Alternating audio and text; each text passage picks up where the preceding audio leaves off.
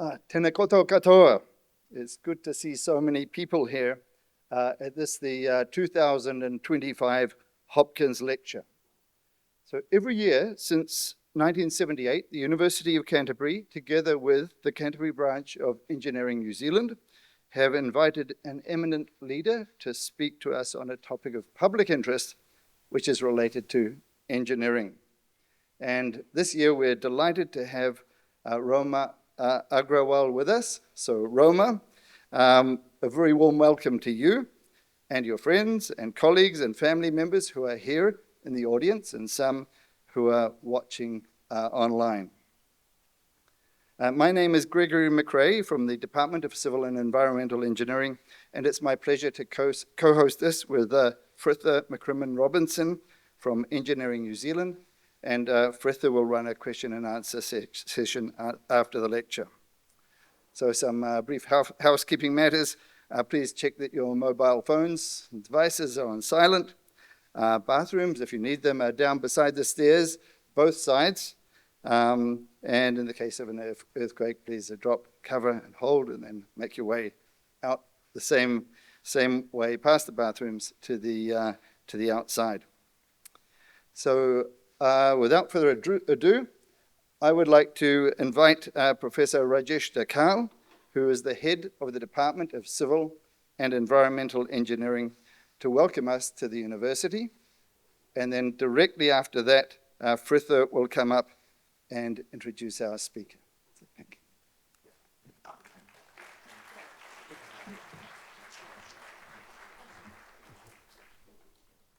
you. Tēnā koutou katoa. Kia ora and good evening, everyone. I'm Rajesh Dakal, the head of Department of Civil and Environmental Engineering at University of Canterbury here.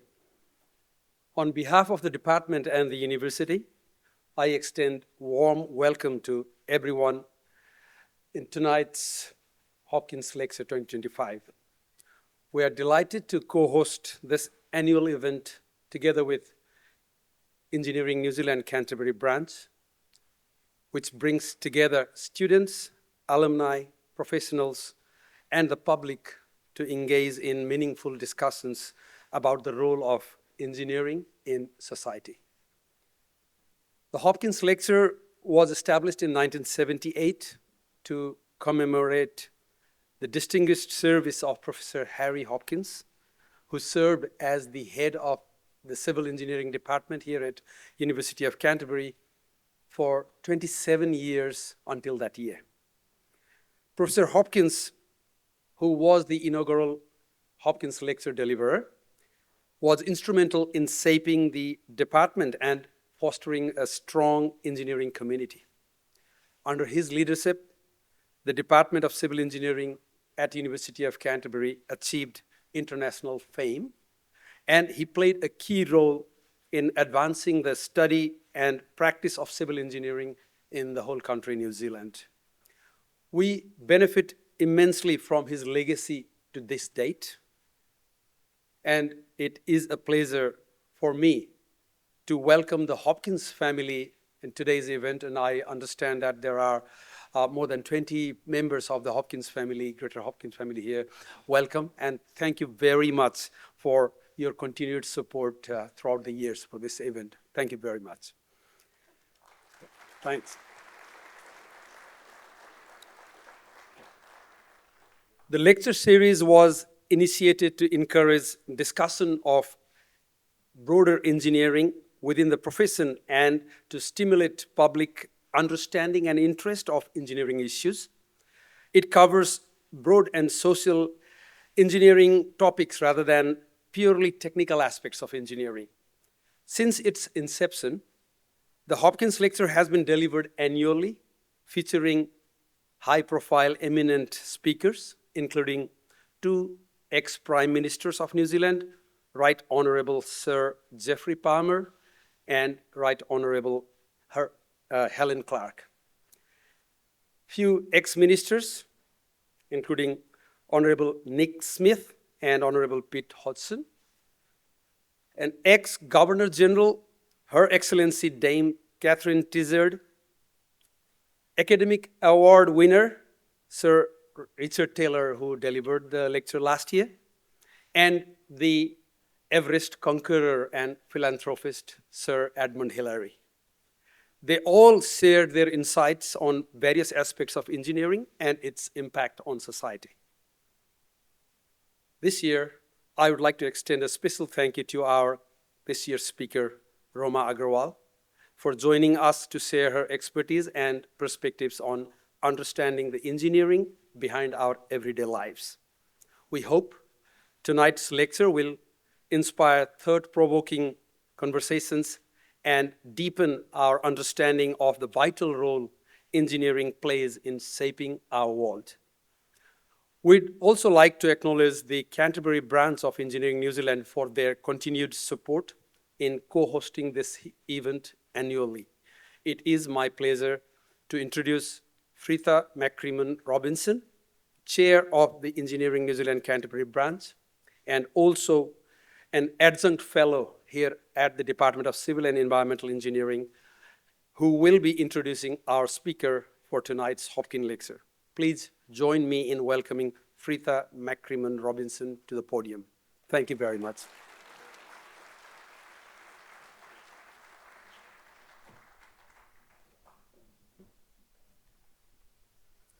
Kia ora koutou, good evening, and welcome to the Hopkins Lecture for 2025.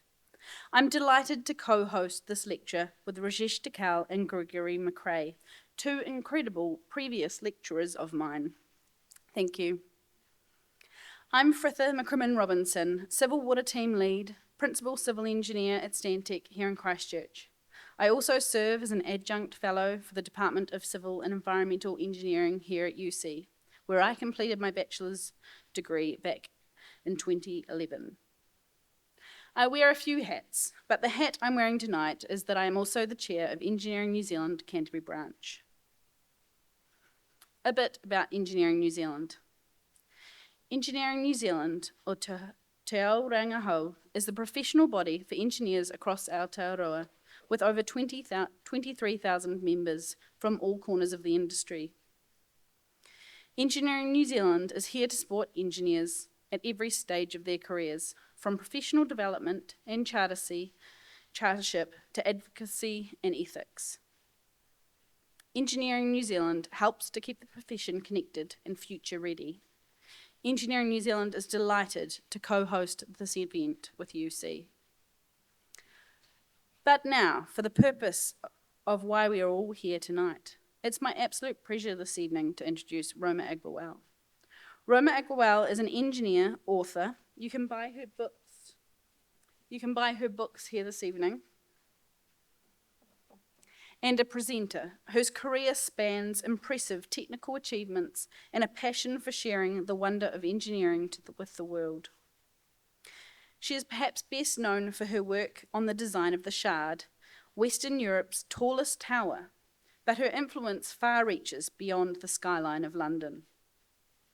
Her list of qualifications is outstanding.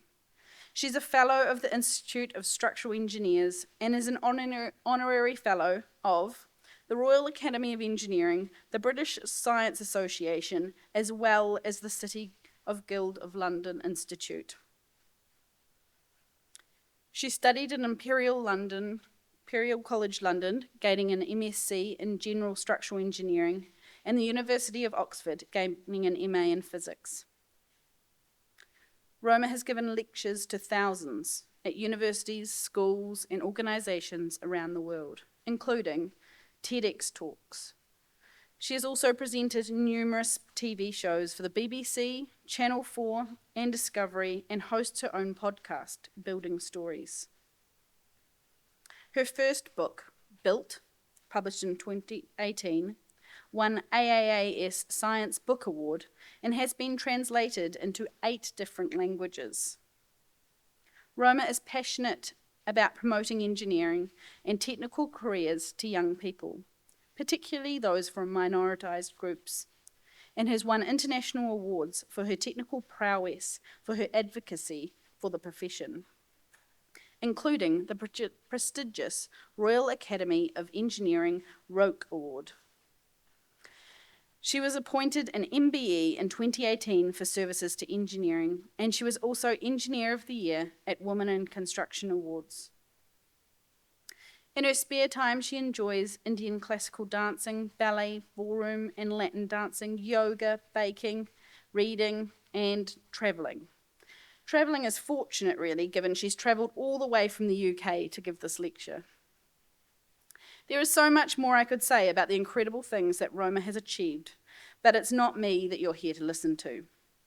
Tonight, Roma will deliver our annual Hopkins lecture, How a Nail Built the World. She'll take us on a journey through the small but extraordinary inventions from the nail to the lens and show how they have shaped our society, technologies, and even personal lives. Through these stories, she'll invite us to look at the world with a renewed curiosity and remind us why understanding the engineering behind our everyday lives is vital for the future of our planet. Without further ado, it is my pleasure to invite on stage Roma Agrawal. Thank you so much.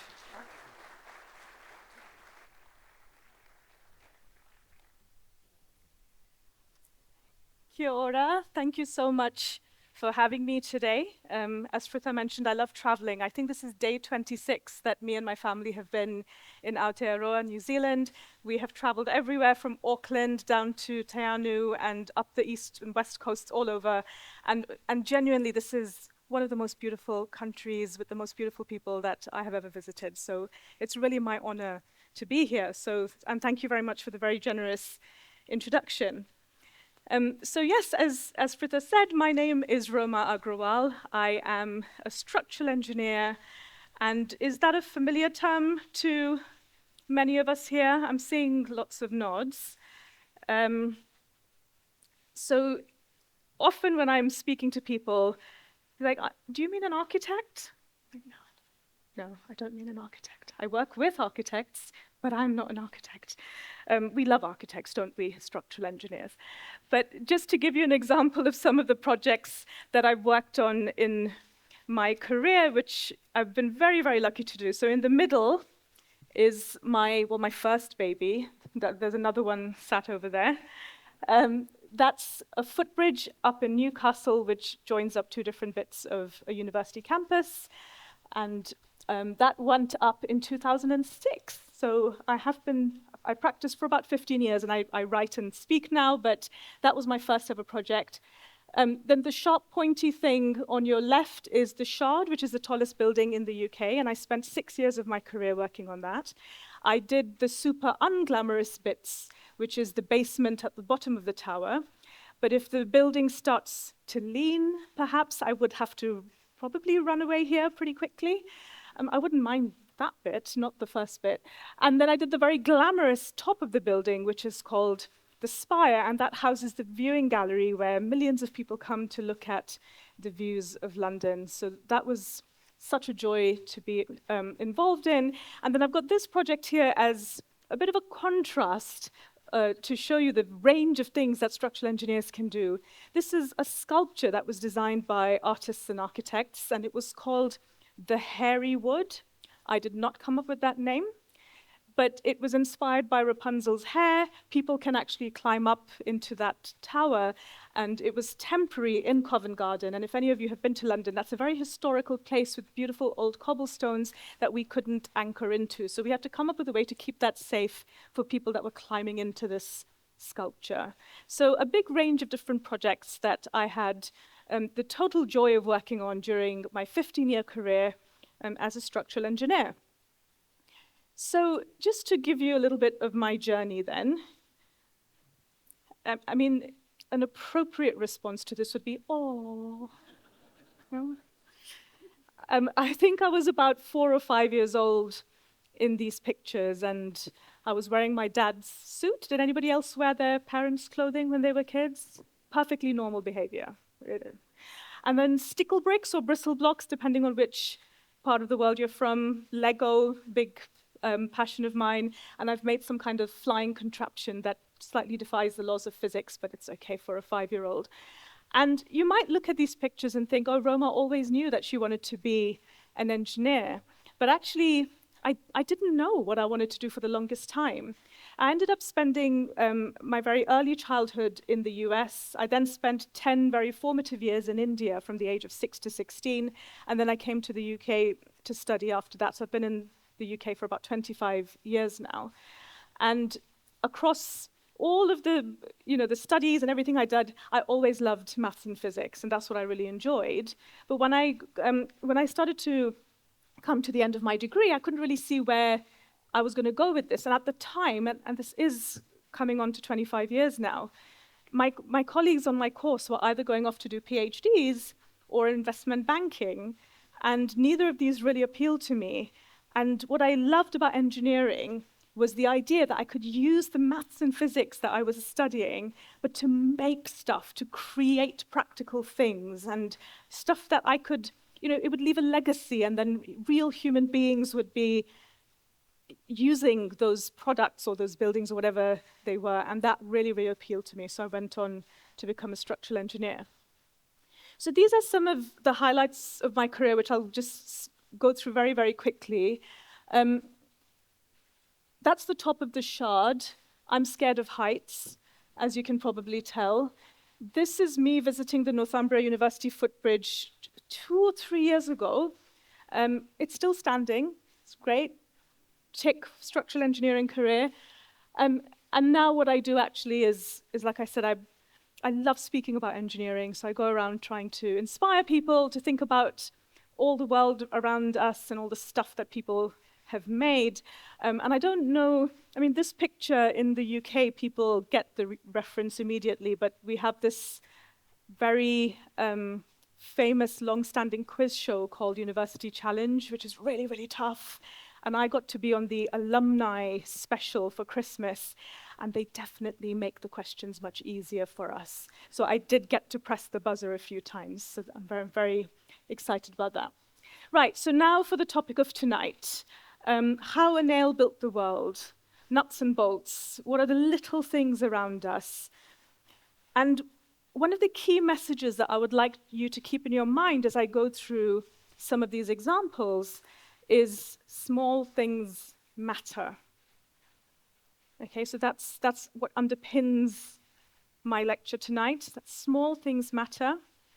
And the other point that, again, I would like you to keep in mind as we go through it is that engineering touches all aspects of our lives. It affects our urban environment. It affects social situations. I will probably touch on something about colonialism as well, so that's part of it. Politics, all sorts of things that you might not immediately think about engineering touching. It does, and it can start with these really small objects. So I tried to come up with a list of what I thought was some of the most fundamental small little inventions that underpin or that come together to create our most complex stuff. And I'm sure we can have a spirited discussion about this at the end, and there definitely will be time for questions. But this is the list I came up with. So I tried to really break down all the technology around us and say, what are the core components? Like, what are the atoms of the engineering stuff around us? And I came up with this list. And because I don't want to keep all of you here all evening, I've selected 4 of them to, go back a bit. Too excited about starting. So I've selected 4 to go through tonight, but if you've got questions about some of the other objects, I'll be very happy to talk about them. So what I'll be doing is talking a little bit about the nail, spring, lens, and string. And I met, I don't know where he's here, Gregory is here, who had a whole ball of string in his pocket in preparation for the lecture, presumably. Right, so let's start off with the nail. So why is the nail such a special invention to me? How many of you think when you see a nail that this is an extraordinary piece of engineering? Have any of you thought that? Not very convinced yet. Okay, let's see what happens when I'm done with you. So the nail created the opportunity for humans to put 2 things together in a robust way. So that's number 1. but also without needing a huge amount of learned and practiced skill. Okay, so there's two things there that make the nail really, really special.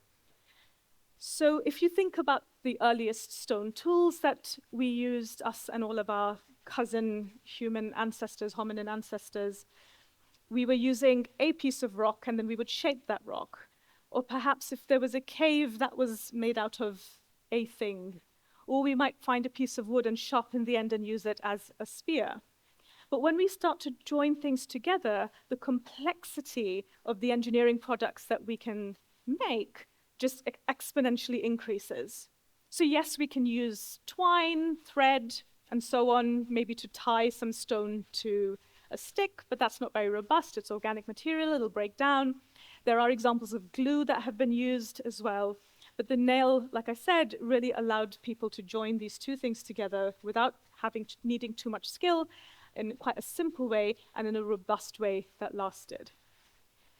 So when I think about the history of the nail, I thought, well, I could tell this story in a few different ways. I could talk about it as a story of materials. I could talk about it as the story of process. How do you actually make the nails? And I can also talk about it as a story of humans, because after all, behind engineering are humans, and using engineering is humans. And you can see that any of those threads that I might take could take us down very global, diverse, big, huge paths.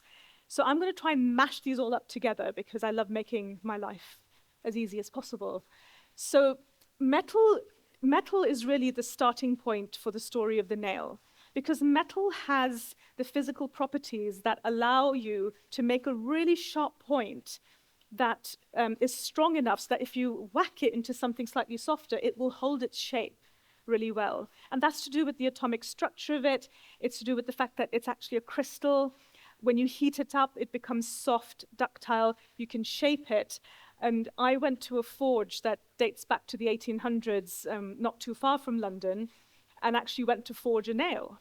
And it was such an interesting experience for me because as an engineer, I'm so used to, first of all, the big scale of things, because I worked on skyscrapers and these big apartment buildings and so on, but also numbers, regulations, stuff in books. But actually forging a nail was a totally sensory experience. And the blacksmith who was coaching me, called Rich, was telling me to listen to the sound of the clanging as I was hammering it, because from the pitch of the sound coming out, he could tell if the metal was hot or had become too cold to shape. Or from the color of the flame in the forge, when we took the metal out, he would look at that color and say, oh no, that's not quite hot enough. We need it to be more yellowy. And then, you're kind of physically there hammering this nail.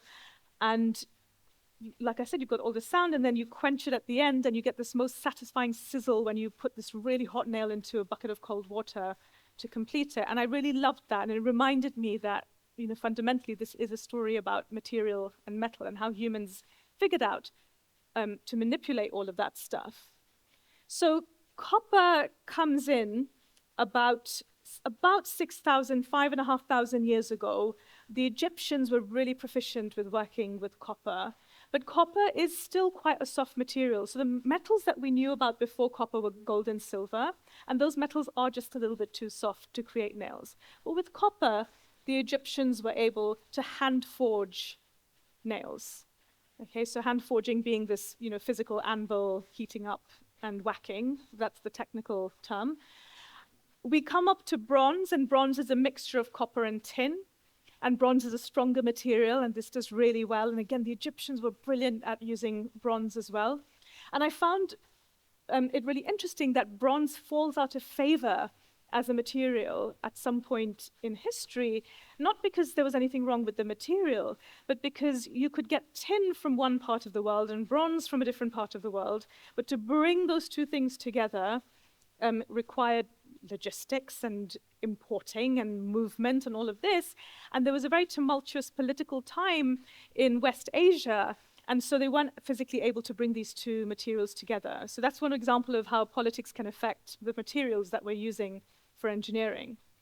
Eventually, the Iron Age begins, and it starts first in what is now southern India and Sri Lanka. That's hundreds of years before it started in Europe. And the Romans were importing Indian iron to create their nails. Now, in the 1970s-ish, there was a huge collection of Roman nails unearthed in Scotland. 872,000 odd Roman nails were found in a pit. There were 6 different types of nails. So the Romans had, there were long ones, there were short ones, there were ones with square shafts, round shafts, different types of heads, because they knew for the different uses or materials they were going to put them to work to, they needed slightly different profiles. And what we think happened is that the particular Roman leader, emperor that had come up into Scotland, he was suddenly called away and said, you need to come back to the continent now. I'm not really sure why. And because he knew how precious nails are, he ordered them to be basically buried in a big hole because he didn't want the local people to get this valuable material and resource. So we only unearthed it close to 2,000 years later. And because rust had sort of formed a layer over the rest of the nails, the top layer was kind of rusted and mangled up, but below that were almost pristine nails from 2,000 years ago. And that kind of blows my mind. So we're starting to get this impression that handmade nails might be quite precious and quite expensive. And it is, because there's a lot of material involved, which was not cheap at the time, and there's a lot of labor involved. Okay, and children were being taught how to make nails from the age of 6, 7 years old. So I'm talking about the UK in particular, because that's where I know the story from. And men aspired to marry a nailing wench, as they were called, because they thought, oh, I'll marry that woman who can forge a nail because she can earn some extra cash for the family. So any single ladies in the audience? Nail making is your... yeah, don't do that. So the people that were skilled at making nails could make them in under a minute, but obviously it still requires a lot of work. And Britain at this point, so I'm now taking you back to the 1600s, had colonies all over the world. And Britain said, we're not going to export any of this precious cargo to any of our colonies. Now, this was a problem for the Americans, who the British still ruled, because they built their houses out of wood, which is their natural resource. And so what started happening in the 1600s in the US is that if people were going to leave one house and move somewhere else, they would burn their houses down. Okay, and then from the ashes of their old home, they would collect up all the nails and take those nails to their next location and use those to build their next house. And this practice became such a problem that in the 1600s, the state of Virginia actually outlawed the practice of burning your house down. And they promised monetary compensation to the owners to say, oh, you're leaving behind these precious nails, here's some cash, don't burn your house down. So that I find such an interesting thing, because nails now, like if I open up my desk drawer, there's just nails rolling around. I don't really care about them. They barely cost a penny. They're probably bent and mangled because I haven't hammered them in properly or whatever. But not very long, a couple of 100 years ago, they were extraordinarily expensive. It also then brings us to the stories of the British, because I talked a little bit about nailing wenches, and Eliza Tinsley became a famous woman in the 1800s during the Industrial Revolution for taking over her husband's chain and nail-making business when he died, and she had all these children that she had to support, and she grew his business. She owned multiple sites across the UK, and what I loved when I was looking at the story about her was that she was known as being a humane and thoughtful employer, and I thought that was a really lovely thing to read about someone. So you can still buy packets of nails with Eliza Tinsley's name on it. Her company has been taken over and so on, but her name persists, which I think is brilliant. And then that takes us to machines and mass production, because during her lifetime in the 1800s, of course, the Industrial Revolution happens, where two things became possible. One was to make things to very precise measurements, and then the second thing is to make those things to very precise measurements multiple times. So you could make thousands of screws, for example, with the same thread, or nuts and bolts with the same thread. Okay, and nuts and bolts and screws I see as evolution of the nail. Until then, every single nut and bolt was made in a pair. So you couldn't use a different nut on a different bolt because it wouldn't work, because they were all hand cut specifically for that one specific pair, which is, again, just not very practical. So the machine thing I find interesting. What do I love about that? There's a story of Thomas Jefferson, okay, founding father of the US. He was then president later on in his career. And he had a plantation called Monticello that you can still visit. And he had 400 enslaved people that were on that plantation.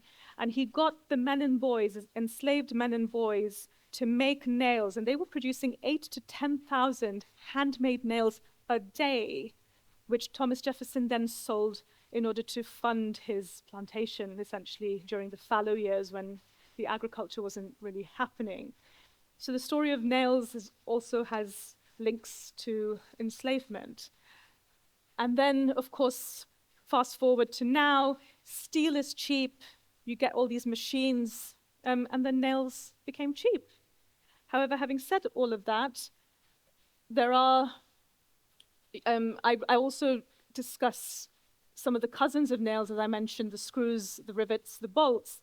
And the reason I gave my talk the title that I did was, you know, I am so used to working on these big, huge projects.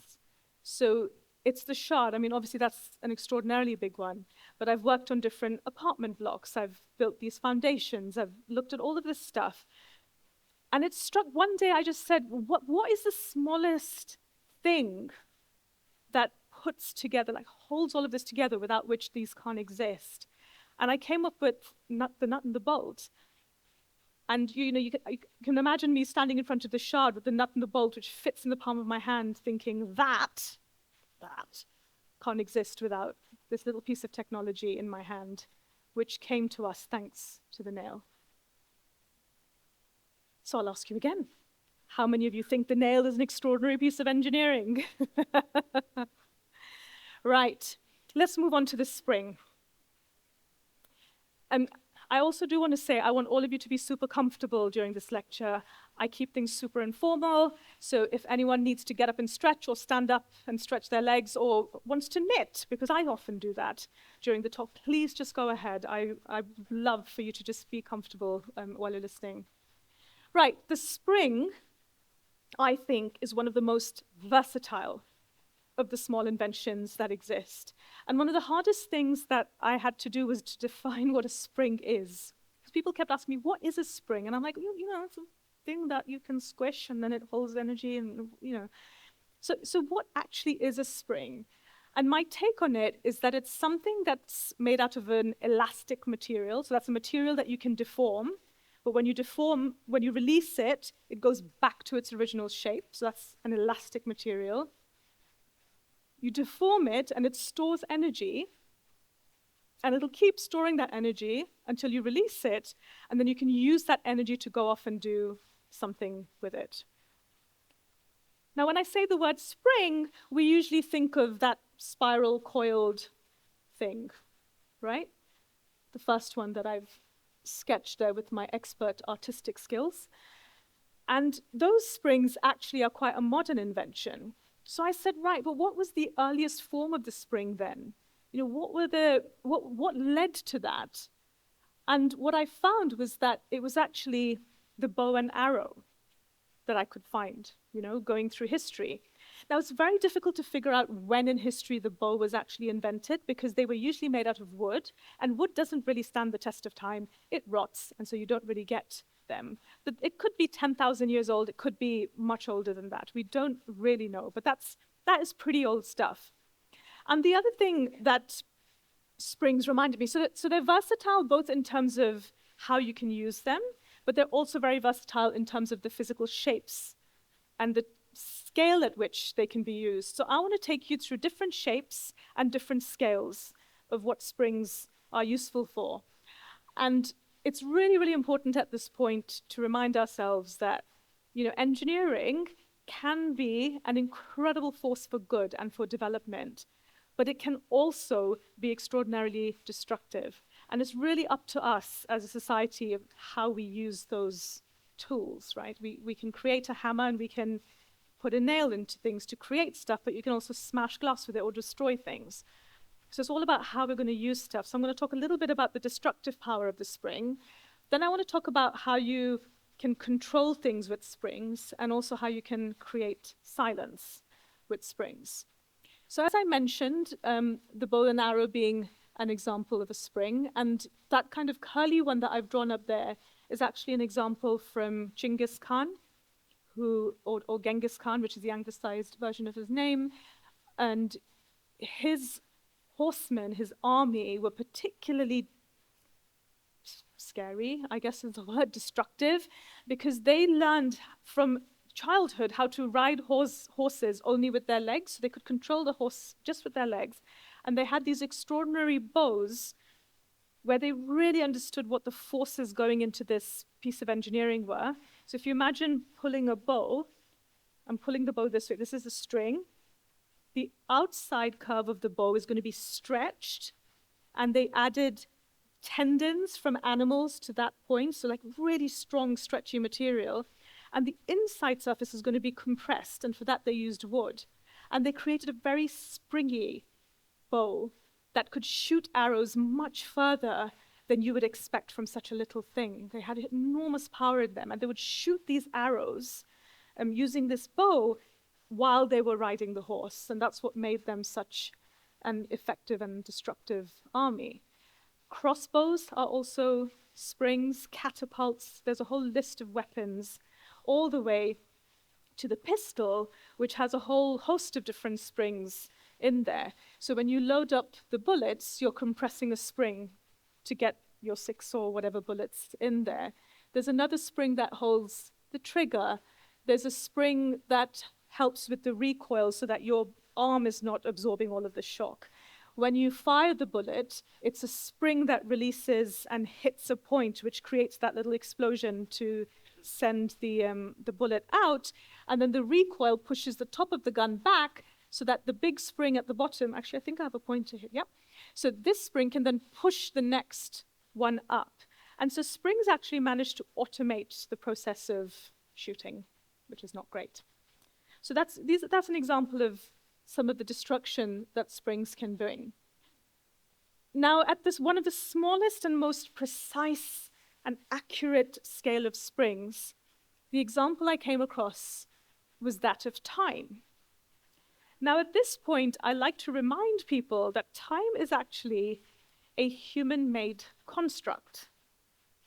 Okay, we made it up, essentially, is what I'm saying. So in the time of the Egyptians, a number of thousand years ago, they watched the sun rise and set, and they used that to mark time. Okay, so we're always going to be looking for some regular occurrence. And the oldest regular occurrence that we could point to was the rising and the setting of the sun. Now, to just give you the example of why I say we've made it up, what the Egyptians did was to divide dawn to dusk, so sunrise to sunset, into 12, and then do the same to divide sunset to sunrise into 12. Now, the quick among you would have realized that that works really well on the equinoxes when you'll get equal hours, but on the summer solstice, your hours during the day are going to be longer than the hours at night, and the reverse happens in the winter. Okay, so this whole concept of time and hours is really quite subjective. If I then fast forward a few thousand years, to be honest, to, let's say, the 1300s-ish, we started coming up with these other ideas of how to create a regular oscillation that was shorter than 12 hours or ish of the sun rising and setting. So one example was this, which is the verge, oops, wrong button again, the verge and the foliate.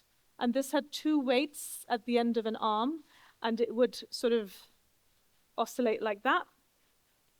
And then that would drive a set of gears, and then there would be a big weight attached to that. So if you think about the big medieval clock towers that you see certainly all over Europe from around 1300s, it was this sort of mechanism that was controlling this weight dropping down, and the dropping of the weight was what provided the energy into the system to define time. And then it would hit a bell, and you'd go, okay, it's about this time. And this was invented in church because the priests needed to pray 7 times a day and at midnight, and so they needed to find a way to kind of divide their time up. So all that would happen was that you would hear a bell. So imagine, again, just living out in the city somewhere or wherever, village somewhere. You don't really know what time it is. You've just got a bell that occasionally marks it. And these kind of clocks were losing, by the end of the week, a number of hours. And so there's this great passage that I found that was written by somebody in London who says, I went to say, I'm kind of shortening it, but I went to St. Paul's and it was 1:45, and then I went to Mayfair and it was 2:15, and then I went to St. Paul's and it was 1:55, just making the point that these clocks are really not very accurate at all. Until we came to the pendulum, and pendulums are much more accurate. And then we got to the hairspring, which is a kind of spiral spring to which is attached a larger wheel, and that kind of does this flicking action. And basically, through these different iterations, really with the introduction of the spring was the first time that we were able to get it really accurate and really small. And then we also have a second spring called the mainspring, which I haven't shown in here, that replaced essentially the giant weight. So springs did 2 things for time.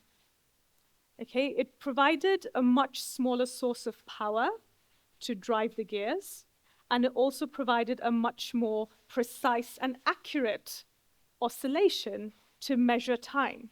And so put those 2 things together and you get wristwatches. Before that, that was impossible. And now suddenly we're carrying the time with us everywhere, when that just wasn't how we used to live 50, 100 years before that point. And these only came in the last couple of 100 years. And I think there's a statistic that the thing we use our smartphones for the most is actually looking at the time. And I just would like to remind you, and I have to remind myself of this, that the next time you take out your smartphone, oh my God, what time is it? What time is it? Remember that time is a made-up construct. And it didn't have to be this way, and it didn't used to be this way. So these are the kind of the tiniest and most precise springs. So these precise springs here can typically oscillate about 6 times a second, although you can get even more accurate than that. So if any of you have mechanical watches on your wrists at the moment and you can hear that little ticking sound, that is part of the ticking that you can hear. Right, so this is the smallest spring that I've just talked about. And then I also want to talk about some of the largest springs. And I come to you on this topic with a huge amount of humility, because this is absolutely not my expertise. And I also know, being from Christchurch, that this is a very difficult topic for all of you, which is one that I could never understand. So there is a little bit about earthquake engineering in here, just a little touch. As I say, this is not my expertise. In the UK, we don't design for earthquakes. But the biggest springs that I've ever seen are these beasts here, which I could wrap around my legs. They're absolutely enormous. And I went to the Tereo museum. I want to say it's in Wellington. I have been to so many cities in the last month. And they have a place where you can go down some steps and you can see the rubber pads that, yeah, I'm getting nods. Okay, so I'm on the right island at least. You can see these rubber pads under the columns, and that's a very similar system to the springs.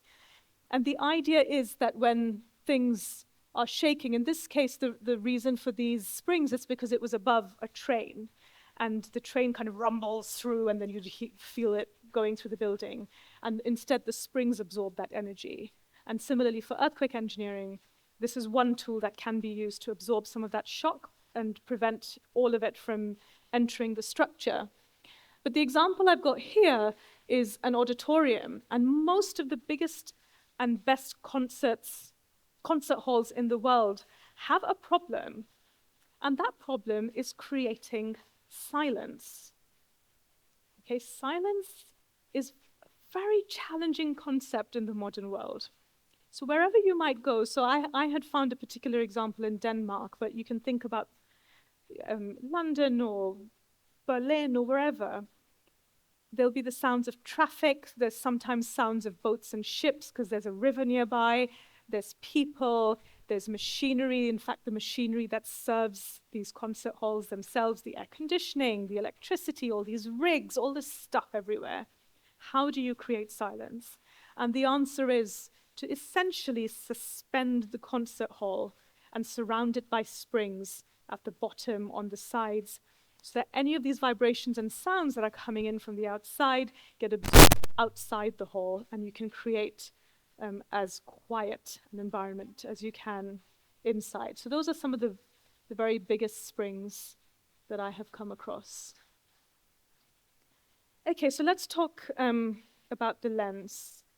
So now the lens has some very personal stories for me, and the way I think about lenses is that they give us superhero powers.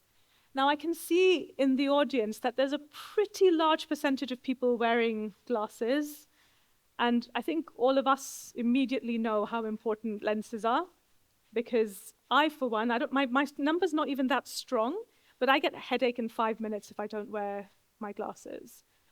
And so for me, just to function on a daily basis, lenses are incredibly important. Okay, and then the other very personal one is that the little monkey here that's been running up and down and doing some coloring and bluey stickers, very important, wouldn't exist without the lens. Okay, so we're going to explore that a little bit. So what does the lens do? In essence, the lens bends light. Okay, so it bends light, and because of the way our eyes and our brains work, it essentially tricks us into seeing things a little bit differently than what your eye might see without the lens.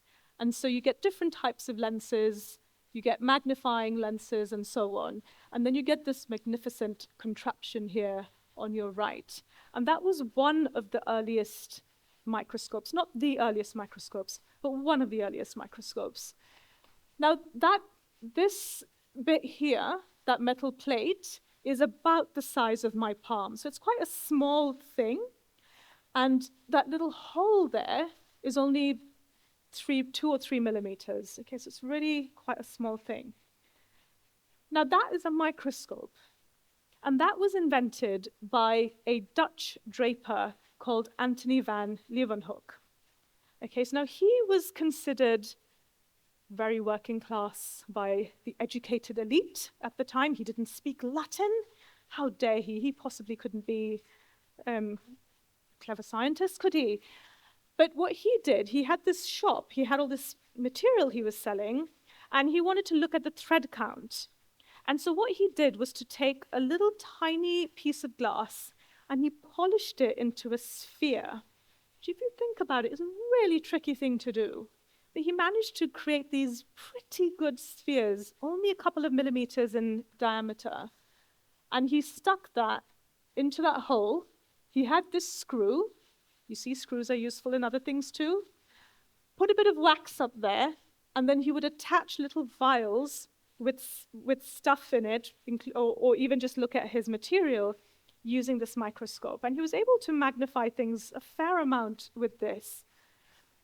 He started off with material, but then one day he looked at pond water, and he saw what he named animalcules, which I think is the best word, and we should bring it back. So we're in the 1600s, by the way. Then he looked at blood, and he's the first recorded person to have seen red blood cells. And he looked at his tongue, and he saw that we have these strange kind of things all sticking up from the tongue, and he realized those were taste buds. And then he looked at, I mentioned pond water, he looked at other food and stuff and saw bacteria for the first time. So these are all really important things, and he would write these very descriptive long letters to the Royal Society in London. telling them about all the stuff that he'd been looking at. Now, there was something else he looked at as well. And that letter, he described this very fast swimming thing, which he got from a sample that he assured the Royal Society was not through self-defilement. It was the remains after conjugal coitus. And that is a translation from his letter in Dutch, which is at the Royal Society. Anyway, he was the first person that we know of that saw sperm under a microscope. So in the 1600s, people believed that babies came either just from the sperm, if you were a spermist, or just from the ovum, if you were an ovist. And there was a lot of argument between the spermists and the ovists. They were both wrong. It took them a very long time to figure that out. It took about 200 years. It was in the 1800s that a scientist finally actually saw fertilization happen. And I can't remember which sea animal it was, but they were transparent, essentially, and so they could see that process happening under a microscope. So it was the microscope that allowed them to see that process as well. And then, this picture was mainly there just to show you how quickly the complexity of lenses increased. But I'm just going to go forward one more slide for a second and show you this woman here, Miriam Mencken. So in the 1930s, Miriam Mencken was hired by a doctor called John Rock, and she had wanted to study medicine, but her husband also wanted to study medicine.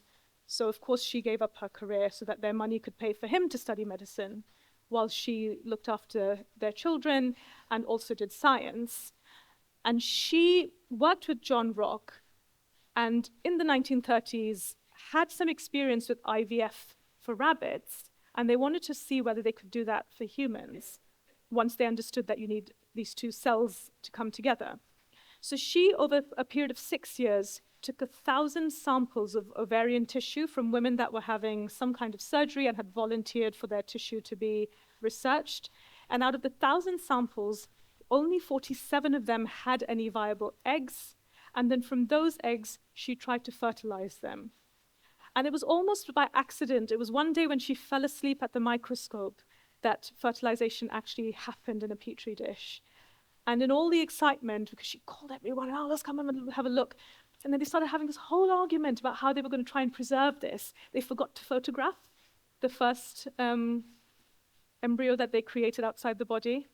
But eventually, so this was in the 1930s, so it took another 50 odd years for IVF in human beings to become a thing, because we needed a medium in which the embryo could grow before it was returned to the uterus and so on. And obviously she couldn't have done all of her work without microscopes. So my daughter, being an IVF baby, just wouldn't have existed without this amazing invention. So I just want to mention another scientist called Ibn al-Haytham. Guessing a lot of you have heard of Newton. How many of you have heard of al-Haytham? A couple of people. He should be as famous as Newton, really. So he was he's a Muslim scholar. He was born in what is now Iraq, and in about the 900 AD, so 1,000 years ago, was a period in West Asia that is known as the Islamic Golden Age of science. And he is only one of dozens of scientists that I could name that completely changed Western science as well, in a way that we just don't know about. So until Ibn al-Haytham came along, the persisting theory about how we see was from the Greeks. Okay, now the Greeks believed that our eyes, this is a superpower if you ask me, shot out light and it would reflect back from an object and enable us to see. And darkness they saw as like a miasma, like a thing, like a material that came in and physically blocked our laser shooting eyes from being able to see what was happening. So until 1,000 years ago, that's what scientists in the West believed, or people in the West believed. And Ibn al-Haytham said, hold on a second. If you see because an object has reflected light back at me, why does the eye need to be the thing that shoots the light out? That doesn't really make sense to him. So he was the first person to create the pinhole camera, which was a room, okay, and that's that there. And what he did was to create a dark room. He made 2 holes, and he put 2 lamps, one in front of each hole. And then he had both of them switched on. So there were 2 images of lamps that were upside down. Then he switched one off, and one of the images went away, but it was the one diagonally across, and then the other one was still there. And he said, look, light travels in straight lines. He said, the rays crossing each other don't interfere with each other. He says when light goes through materials, it bends. He got the reason why it bends wrong by modern science, but he figured out that this is what's happening. And he was the first person that we know of that drew a cross-section through the eye and said, I think we have a lens in there that's helping us to see. And his work predates Newton by 700 years. And his work was studied by Newton when Newton was doing his science. And I think it's a really important story to tell. Right, last one. If anybody needs a little stretch, then please go for it. We're nearly done, and I will be taking questions. So the last one that I'm going to talk about is string. People often ask me which was the most surprising invention that you came up with, and string really is the answer to that. I did not think that string would be one of my most fundamental inventions that have changed the world. And purely for research, I took up knitting, and I made that scarf, and it was not a distraction at all, or procrastination tool from my writing. No. String is special because it is strong, but it's flexible. And that's quite a special property to have. Now, Vitruvius was a Roman master builder, they were called, and he was very well known. He wrote this 10-volume treatise about what structures should be, what the properties of good structures are, and so on. I've read it. And he said that the 3 properties a structure should have, I have to read this bit because it's in Latin, are firmitas, which is strength, utilitas, which is utility, practicality, and venustas, I'm sorry if I'm pronouncing that horribly, but it's Latin, and who speaks that anymore, which is beauty. Okay, so strength, utility, and beauty are his 3 principles for a structure. And I would argue that that should apply to any type of engineering. So I want to show you a few ways in which string achieves all 3 of these things. So with utility, I mean, thankfully, we're all clothed tonight. So clothes is a really important part. We think humans started wearing clothes about 40 to 60,000 years ago. Perhaps we were making cloth at that point, string, as opposed to animal hides distinction. It allowed us to go and live in climates that were previously inhospitable. So it actually affected where humans spread out in the world, where we could live and so on. There is a story of Stephanie Kwolek, who was a Polish immigrant to the US and a scientist who in the 1940s, when all the men were off to war, managed to get a job as a scientist.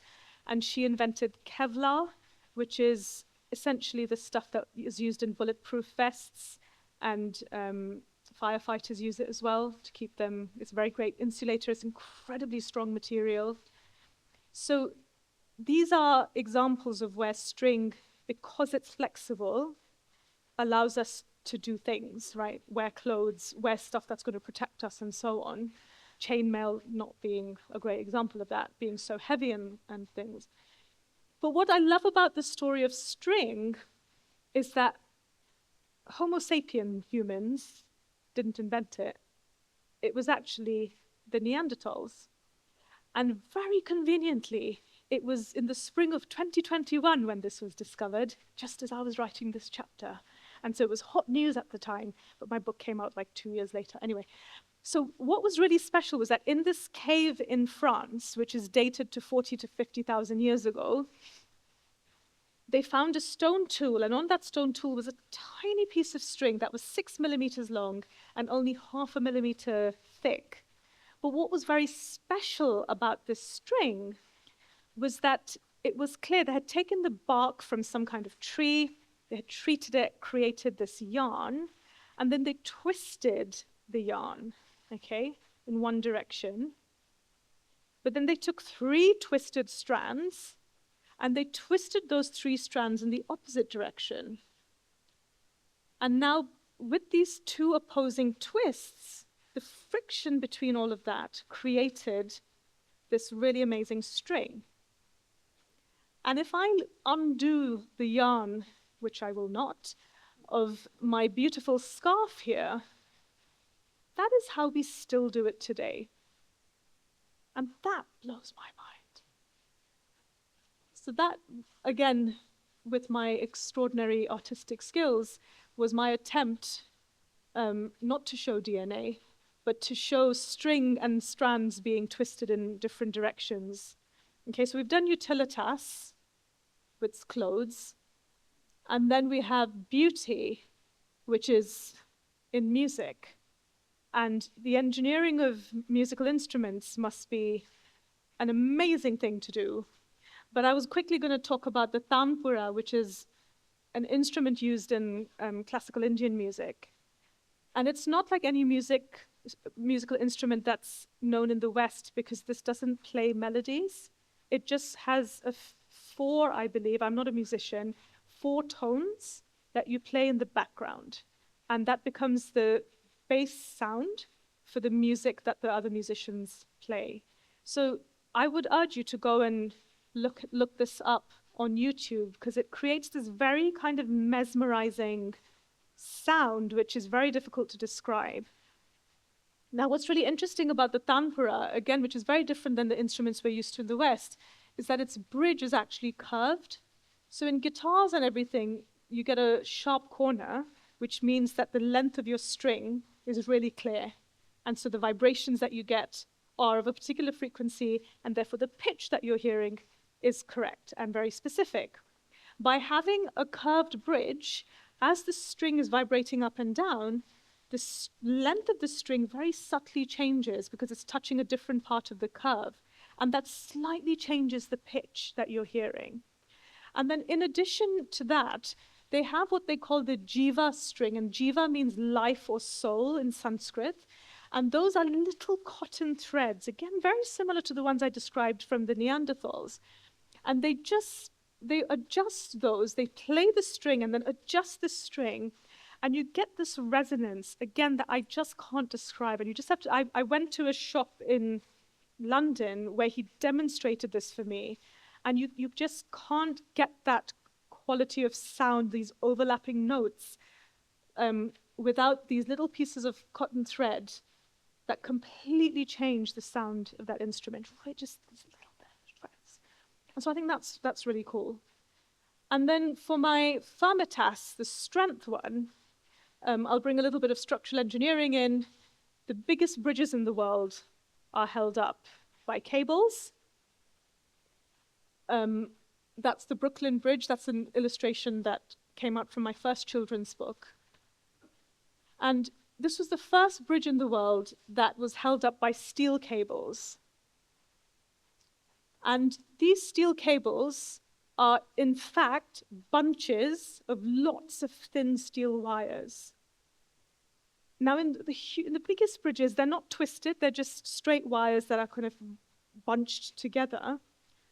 But up here, in the slightly blurred photo that I took, those are the kind of cables that are used for smaller footbridges, to suspend bits of art, for example. This kind of canvas roof structures use this kind of steel, these are steel cables. Does that look familiar in terms of the Neanderthal string that I talked about earlier? And I just wonder whether our cousins from tens of thousands of years ago ever imagined that this twisted thing that they'd made would actually hold up some of our large structures in the future.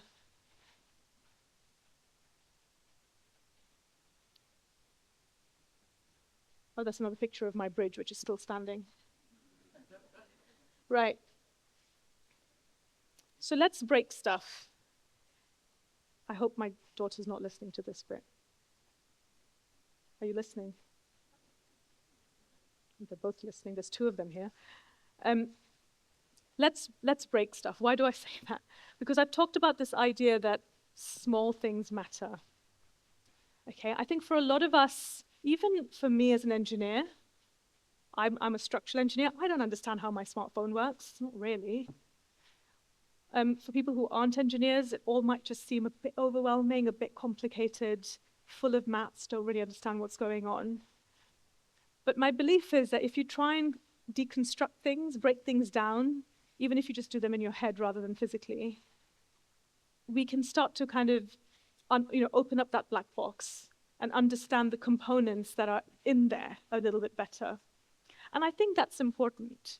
I think it's important that when we throw away a blender, for example, that's not really working, before we do that, we might say, there's some screws holding it together, this plastic body.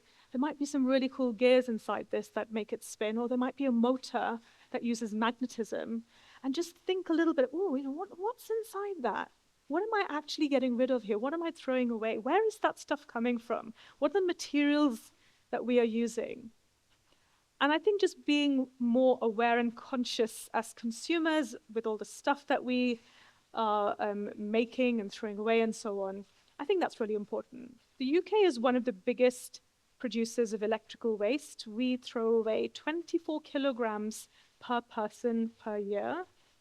It's only Norway that's potentially a little bit worse than us in the UK. The US is obviously close behind. And, we shouldn't be doing that. And I think if we all understand small things a little bit better, I think that would help a little bit. I think we would value our possessions in a slightly different way. I know for sure that when I've knitted myself a jumper, I'm not going to get rid of those, no matter how much they smell. And I'm scared to wash them, but don't worry, I'm not wearing one tonight. So you can come close to me safely. But I value those in a completely different way than something that I might have just bought from a store. So I think if we're thinking about the future of engineering, what's important, I have my 3 E's here, which I didn't come up with, but we need to be bringing ethics into engineering. There's a whole section, well, I can talk about string. String was used by the British colonists to basically trash the Indian economy and the Indian textile industry. So by trashing the Indian textile industry and then manufacturing everything in the UK, they then had a huge market to sell material back to. So string has become, there's a story of colonization and economics in there. So ethics and economics and environment are things I think are incredibly important for engineers. These are not things I studied 25 years ago as part of my degree. Maybe the students here do, I don't really know. But these are things we have to think about. We have to be thinking about what the social impact is of our engineering as practitioners and then as consumers as well. How are we going to use these incredible pieces of engineering? And maybe you won't throw away a nail in the future because you'll think, oh yeah, I remember that woman going on about how nails were super cool. So yeah, I want you to go away today thinking about the small stuff, thinking about how important those small bits are, and the extraordinary stories and impacts that these little things have had on our history. So that's just a quick slide with my books on there. I believe the university bookshop actually does have a few copies of Nuts and Bolts available if you're interested another day, because presumably they're closed now. But you can find them online. I've got 2 children's books as well, and I'm currently working on my next children's book and adult book. And then I want to say some big thank yous, really. Ngā mihi nui to Engineering New Zealand for all the work you've done today and, well, over the last few months in getting me here, and hundreds of emails trying to organize everything. Fricka McCrimmon-Robinson and the rest of your committee. The University of Canterbury, so thank you, Rajesh and Gregory, for having me. And I only have two names from the background, Sue Crichton and Rashmi Natarajan. I'm sure there are other people in the background working really hard on organizing all of this. So thank you to all of you. Thank you to the AV team that mic'd me up and got all my slides and everything working. Of course, we have to remember Professor Harry Hopkins today as well for creating this incredible legacy. And I'm very grateful to David, his son, who came and met me in Auckland, where my trip started off. And it was a total joy receiving the books that you gave me. Thank you. And I can't wait to read them in a lot more detail. So I think, as we said earlier, there's potentially 22 Hopkins family members here in the audience today. And I'm very grateful to all of you for being here and taking the time to listen to me speak and to have, for your family to have created this incredible legacy.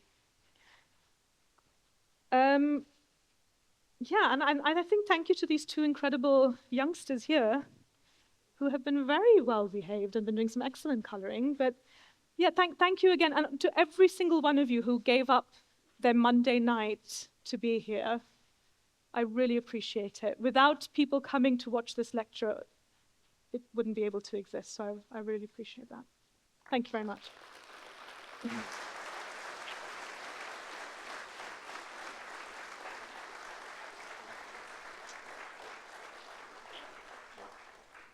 Thank you very much, and what an incredible presentation. When I first emailed Roma to ask her if she was interested in speaking today, I wasn't sure she would say yes, but I'm very glad she did. We'll have some questions, and then I'll invite David Hopkins for a vote of thanks. But firstly, to have come all the way from the UK to hear your story and to present is incredible.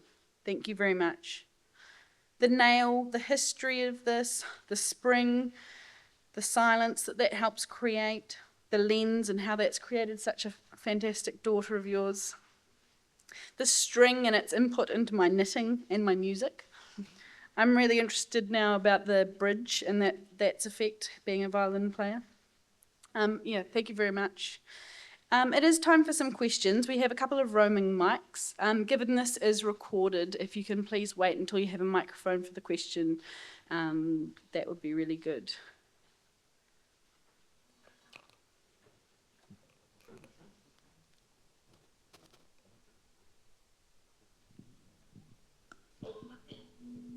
Are you able to have the lights up a bit, please?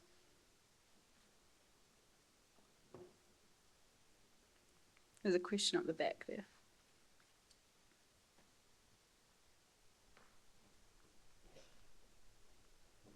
Are the house lights able to be lifted? Oh, no one wants to see me. Thanks, Roma. That was really, really interesting. I'm a structural engineer like you, and I kind of empathise with your interest in engineering, wanting to create big things. So I think it's really interesting that you chose to talk about small things. And I wondered that last bit at the end where you talked about kind of ethics and how we consume things. I wondered if you've got sort of any examples or ideas of how, we as engineers, I think the challenge in engineering today is about maintaining the kind of infrastructure and sort of stuff we have around us rather than creating new things. Being able to understand if something's broken, it's perhaps just a small thing, and how we can maybe look at how we can fix the small thing to maintain all the big stuff around it rather than chucking it all away and starting again. So I don't know, if you could expand on that at all? Absolutely, thank you. And it's such an important topic. So I appreciate you for going first as well, because I know that's often a tricky thing to do. Yes, I agree that we need to really be looking at repurposing, refurbishing, and so on. And I know certainly in the UK, there's a big movement, but I think it's an architect-led movement to refurbish our buildings rather than pull them down and rebuild things. So there's a big controversy recently about the Marks and Spencer store on Oxford Street, if that means anything. It's our biggest shopping district, and there's this big shop there, and the whole proposal was to rip down that entire building and start again, and people were saying, no, we shouldn't be doing that. We should be repurposing our old buildings. Obviously, there will be cases where that's not really possible. They might not be very accessible buildings. They might not be efficiently heated. They might be failing. And so there are cases where, yes, that needs to be done, but it's far less than we currently do. In terms of design, when we do design new things, again, this is not me. This is people that are doing amazing research that talk about circular economy, or they talk about cradle to cradle. And what these things mean, for example, is that when we design something, rather than designing things to become obsolete, which is what a lot of the tech companies do. I mean, I keep my smartphones for years and years and years, and really the thing that fails in the end is not the physical hardware, it's because the companies refuse to update the software on my phone, so I can't get apps or stuff doesn't work. And so that's, you know, the whole idea of planned obsolescence is extremely problematic. And when we are designing things, we should be thinking about every component. I use the smartphone as an example because it is so complex. There are lenses in there for the camera. There is lithium, there's all of these, you know, precious earth, rare earth materials. All this stuff, all these components, these chips, the little, the MEMS thing that tells us which direction our phone is. All of these components are basically, we're just throwing them away. But if we design them from day one such that each of those components could be recycled or even better reused to in the next phase of their life, then we'd be doing a lot better. And I think that's really what we need to be thinking of as engineers, is designing repairability and recyclability into the product from day one, which is not how we've done things historically. Thank you.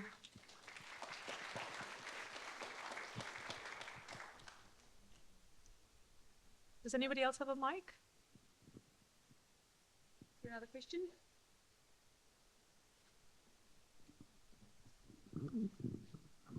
Thank you for such a wonderful lecture. One way to avoid nails and screws or string to put things together is to use cement, concrete, right, and reinforcement. But that's very dirty, right? That pollutes a lot. Yet it's hard to avoid, at least for foundations and so on. What should we do? That's a big question. I think using timber is extraordinarily important as we go forward, and I think this country is pretty good at doing that already, if, you know, needs must in a way, I guess. In the UK, we really don't use timber that much. The US does it again. I mean, so I guess the countries that have done it for a specific reason to do with their geography, but we should be thinking about it as a material which is renewable, which captures carbon, which we're understanding a lot better. We are figuring out how to fireproof it as well, and what all of that entails. We were using bamboo scaffolding in India for decades and decades, in Hong Kong as well, in China. I believe that's also the case. So timber, I think, is a really important material for the future. With concrete, I personally haven't worked out a way to not use concrete in foundations, especially if it's a larger structure and the ground is not very good. I'm told stone is a possible alternative. I don't really know how that works personally. But I think, okay, so yes, there will be circumstances in which concrete might be unavoidable, but again, the percentage of those cases is tiny compared to all the reasons we currently use it. So there has to be some kind of big change in the way we think about structures and buildings, which makes us think of timber first and not concrete. Again, I'm not necessarily referring to New Zealand. I'm thinking of back home mainly, and other countries as well. But concrete, I don't know if many of you know this, but unsurprisingly, water is the most used substance on Earth, and concrete is number 2. Yeah. There's another question up here. Oh, hi, my name's Genevieve, and I want to say hi to David Hopkins down the bottom. My father was Lou Robinson. So hi, he was an engineer and he passed away in January. But anyway, so I'm in government with policy and everything. And so knowing how hard it is to prove an innovation in engineering, but to get that actually understood and actually at the table in government is a different story. We have earthquakes, you know, quite often in this country, and although you say you don't design as such for earthquakes in the UK, you do have a similar, you know, going through World War II and some of the blasts and things that, you know, buildings still have to survive shocks. Yeah. So I guess, do you have a similar situation in the UK where innovative designs often don't meet the standard of what government's looking for? I mean, the short answer is yes. I have an example from my footbridge that I put a picture up of where we found these sandwich things. So there was a few millimeters of steel, and then there was a resin, and then a few millimeters of steel. And you could just buy these huge sheets of it. And it was used in shipping. It's made, you know, it's used to create the bodies, the hulls of ships. And we said, oh, can we use that as a bridge deck? Because that would save us from doing a whole ton of welding. We didn't need to put any stiffeners on it, all of this waste of time and energy with the welding and cutting and all of that. And because it wasn't proven, the regulations, you know, they didn't match up, then the council, local council said, we're not going to take that risk. And I can understand their perspective is that it's a risk, but that again is how do you find that balance between taking safe, like calculated chances, maybe is a slightly less loaded word than risk, on these innovative ideas.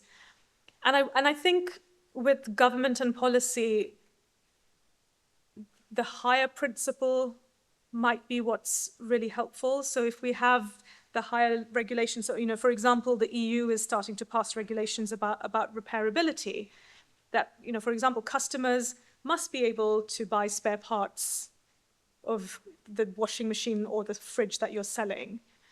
So that's a high-level policy. So you're not telling the engineers you can only use X, Y, Z, but you're forcing them to really think about how they're designing their products, because they're now thinking, well, if I use a different drum in every single model, then that's going to cause a big headache for me when my customers are going to call up saying it's broken.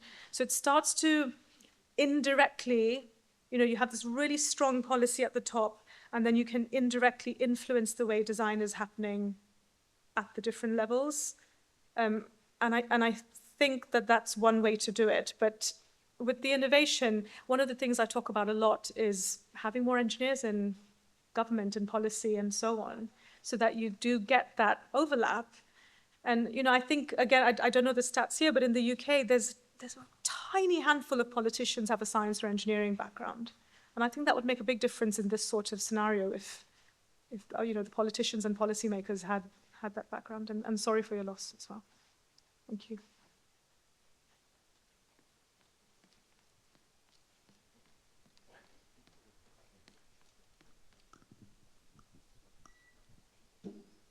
Thanks. Roma, I'm just wondering, drawing on your experience, what tips you might give engineers, young or old, to find their voice and communicate science and engineering? Thank you. That's such an important question. I think what it was for me was telling stories. And I keep coming back to this idea that we as engineers must learn how to tell stories. And maybe we're not as good at it, or we're scared of it, perhaps. I certainly was. The best way, the deep pool to be chucked into, is to present to 5-year-olds about whatever project you're working on. They will ask you the hardest questions because their imagination knows no limit.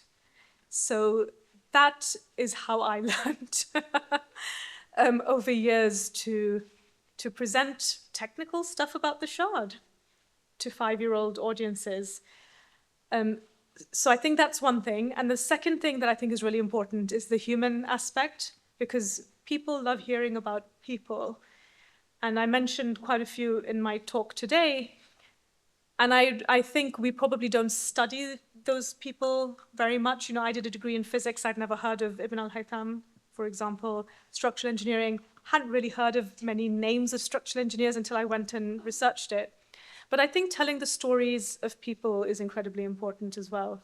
So if you're an engineer in the audience, think about two things. One is, who are the people involved in your project? That could start from you. It could be people from history. It could be your contemporaries.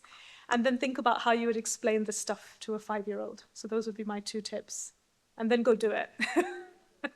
And fail miserably and then do it again, and you'll get absolutely brilliant after some practice. Is there another question? Back middle.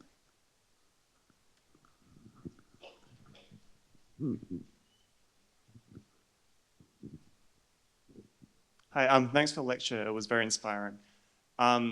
I'm wondering, do you ever see any of these small inventions falling out of favor because of new manufacturing methods or new technology that's coming up? That's a great question, and I didn't touch on that. I do sometimes touch on that when I'm talking about the nail, because one of the things that I love about the nail is the fact that its profile, like a pointy thing with a head, hasn't changed in 6,000 years. Yeah, they've become a bit thinner and smaller and so on. And then even as rivets, screws, nuts and bolts came in as big innovations that were required, and I explain in detail why rivets were really important for, joining metal, for example. You can't use a nail for that, and so on. The nail never became obsolete. And I think that that's a real testament to a great piece of engineering.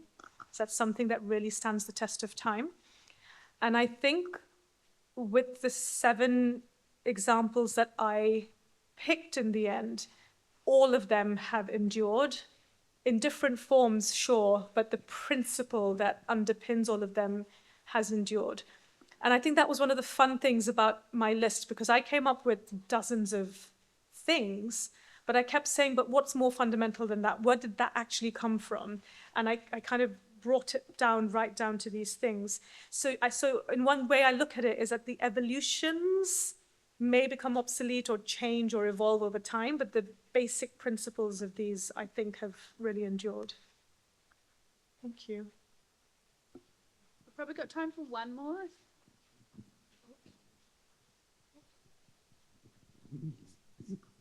Thank you. My question is, does it affect you personally when something fails, it wouldn't be your project, but a bridge falls into the river and people die, or a building collapses?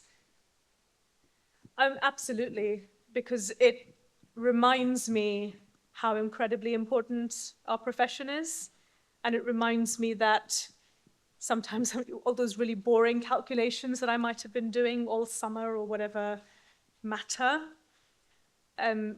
It reminds me how human our profession is, and that real people's lives and safety can be affected by our work. And so, yes, absolutely, it does affect me personally. And I am often asked to comment on disasters kind of as soon as they happen. And I always decline those invitations, because I don't think every engineer can make their own decision. And I totally respect that. And it's important for engineers to go out there and talk about it. For me, I want to know more before I'm out there. I don't want to be conjecturing about reasons for a failure when real people's lives have been affected by it.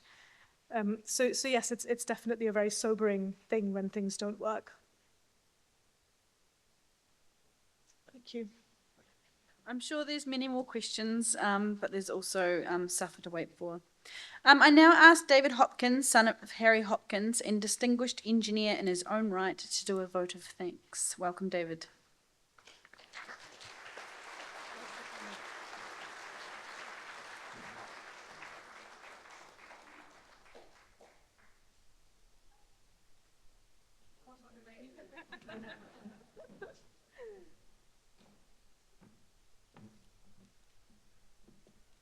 Well, thank you, everybody. Fritha, and thank you for inviting me to the stage. It's a great pleasure to give this vote of thanks. I have a warning, though. This is a capital V and a capital T for the vote of thanks. So bear with me a little bit here. Could I have the first slide? My father was actually in the RAF during the war, as you can see there. Last year, having thought, next slide please. Last year, having thought we'd lost them for 30 years, we found his logbooks for his flights during World War II. And you can imagine how exciting that was. Next slide, please. These were the aircraft he flew, mainly Halifax bombers and Mosquitoes. And next slide, please. He had 53 missions across into the war, operational missions. And the next slide is one of him standing beside his aircraft with his crew. And the next one is at the end of the war when he was a squadron leader of that 23 squadron. The next slide, please. In my lecture, Hopkins lecture of 2002, I made this slide, in which I referred to him as, for 28 years as civil engineering head, through labs, lectures, and lateness to bed. That came from an occasion when I came home rather late one night and he was still working. That was after playing cricket and drinking beer. This forbidding man of good cheer, because he could be both, ensured that success was right here as quality engineers were bred. And that is still going on. Thank you very much, Rajesh and Greg and all of you. So with that brief introduction, just coming back to the next slide, we go right back to,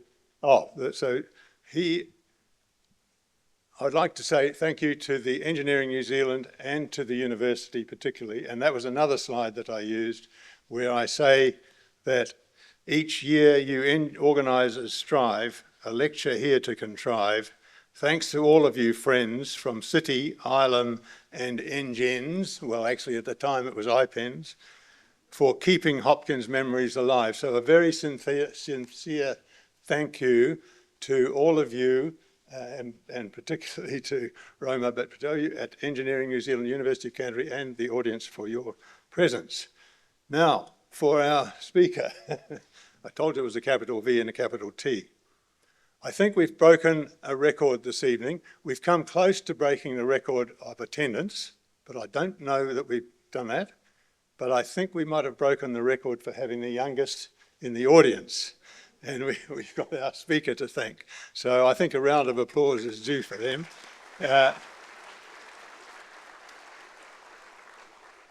There's at least about 20 sheets of coloured in paper here, and you didn't hear one noise at all.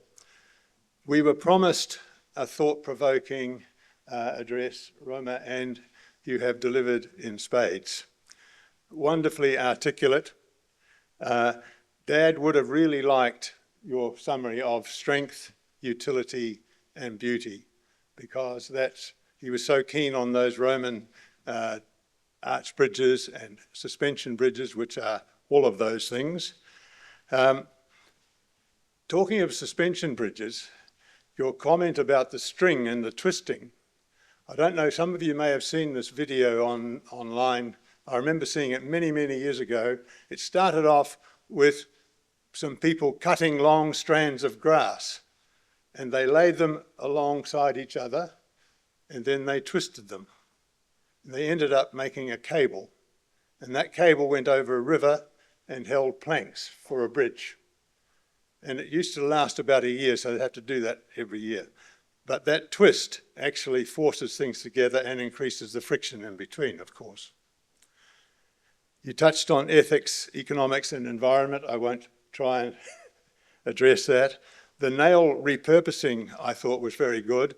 They were onto this business of conservation and sustainability, weren't they, back there when they burnt the house down so that they could cover the nails? Well, there's a slightly different perspective these days, I think. And yeah, it struck me it was a bit unfortunate that many of us males, we missed out on the generation of nail-making wenches. More seriously though, engineering touches everything. There's no engineer in this audience who would disagree with that, but it's very true, of course. And I was also very heartened to be reminded, Roma, that we made time up. So next time I'm late for a meeting, I know it doesn't matter. We only made time up. You gave a wonderful slide of this big auditorium on springs. About in the 70s, we designed an anechoic chamber, which is a research facility for sound, which was sitting, it's in Auckland, on springs. But not only that, it was a concrete box on springs, and inside that concrete box was another concrete box. And the whole idea of the springs was to make it silent inside. And an anechoic chamber is something where if you stand back to back with someone, you can't hear what they're saying. And think about how important small things are. Well, you've really reminded us of that really well. We were talking this afternoon to some engineers, and I was reminding myself that engineering, structural engineering, involves coming up with a concept, all good broad stuff, some great load paths, but you've really got to nail, pardon the pun, the details of those sorts of things. The government policy question that Genevieve, I think, asked, very interesting one. The word that comes into my mind whenever we wrestle with this is one of liability, the people feeling liability and having to make decisions. Makes them scared. And presenting to 5-year-olds, I think, to understand, reminded me of the quote of Ernest Rutherford, who used to say, if you can't explain, and pardon the expression, to your cleaning lady what your research is all about, then you don't understand it. And I think that's basically exactly the same point.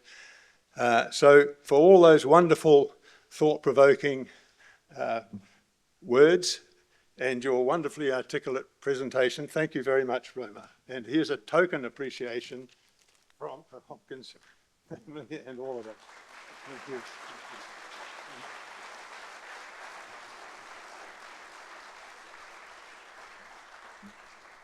Well, I'll go this way.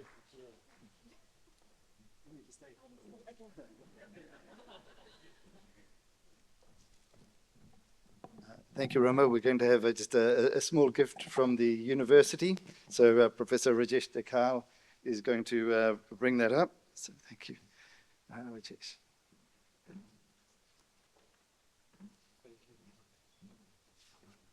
Thank you very much, Roma. That was wonderful. That was thought-provoking. And I'm not an expert in this, but I have to, because as you come from overseas, I have to tell a little bit about the gift that we want to bestow on you. There's Pounamu. It is called Pounamu, and it is a kind of jade stone which is found in New Zealand, and it carries significant value in terms of respect, gratitude, and today I give you on behalf of all of us as a mark of best wishes, and thank you very much for that.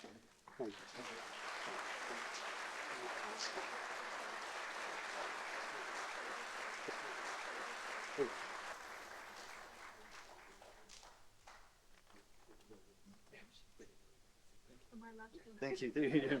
We're allowed to go now. Thank you. Just a couple of small matters.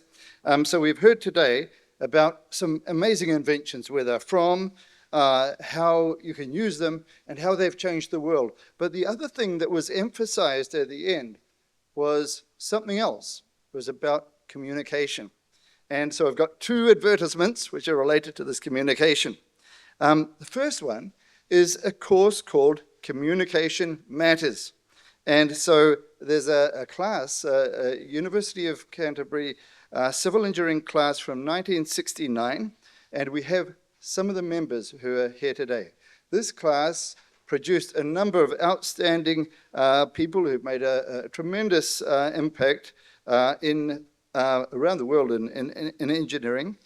They are running a one-day course for mid-career engineers on communication matters, 26th of September. It's on campus. It's supported by Engineering New Zealand, and there are advertisements to follow.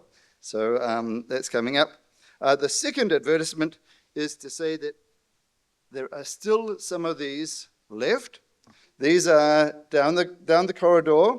We'll be going there to get some refreshments soon. Nuts and Bolts. So this is one of the books. Another one here, both by Roma. There aren't very many. So if you want them, you'll have to rush there really fast. And I'm sure you'll be able to make some orders for them from the university bookstore who are hosting this. So there are light refreshments soon. So I think at this stage we close the meeting, and let's say again a big thanks to Roma and for her amazing talk. Thank you.